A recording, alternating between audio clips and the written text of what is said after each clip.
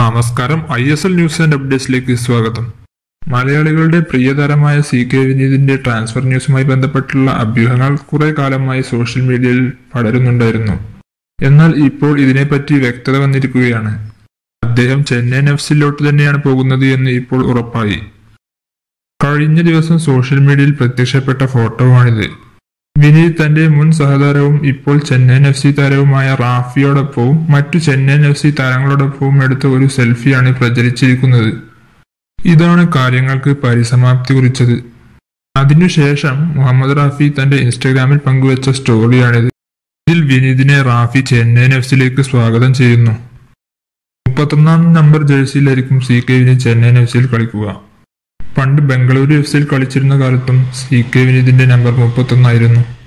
കഴിഞ്ഞ 2 സീസണുകളിലായി ബ്ലാസ്റ്റേഴ്സിൽ കളിച്ച വിനീതിന് അത്ര നല്ല നാളുകളായിരുന്നില്ല. ഗോളുകൾ അടിച്ച് ബ്ലാസ്റ്റേഴ്സിന്റെ ടോപ്പ് സ്കോററായെങ്കിലും താരത്തിന്റെ കളി പൂർണ്ണമായി ആരാധകരെ തൃപ്തിപ്പെടുത്തുന്നതായിരുന്നില്ല. അതുകൊണ്ട് തന്നെ ആരാധകരിൽ നിന്ന് ഒരുപാട് വിമർശനങ്ങൾ ഏറ്റുവാങ്ങുകയും ചെയ്തു. എന്നാൽ ഇതിന് ഒരു പരിധിവരെ കാരണം ബ്ലാസ്റ്റേഴ്സ് മാനേജ്മെന്റ് ആണെന്ന് തന്നെ പറയാം. ഒരു ക്ലബിന് വേണ്ട പ്രൊഫഷണൽ അപ്രോച്ചോ ഇൻഫ്രാസ്ട്രക്ചറോ ബ്ലാസ്റ്റേഴ്സിലില്ല. കോച്ചിങ്ങും വളരെ മോശം. അങ്ങനെ വരുമ്പോൾ പ്രായം കൂടിക്കൊണ്ടിരിക്കുന്ന ഒരു താരം ഫോം ഔട്ട് ആകുന്നത് സ്വാഭാവികം. എന്നാൽ ലോൺ അടിസ്ഥാനത്തിലാണ് ബ്ലാസ്റ്റേഴ്സ് ചെന്നൈയിൻ FC-യിലേക്ക് വിനീതിനെ വിടുന്നത് എന്നാണ് അറിയാൻ കഴിഞ്ഞത്.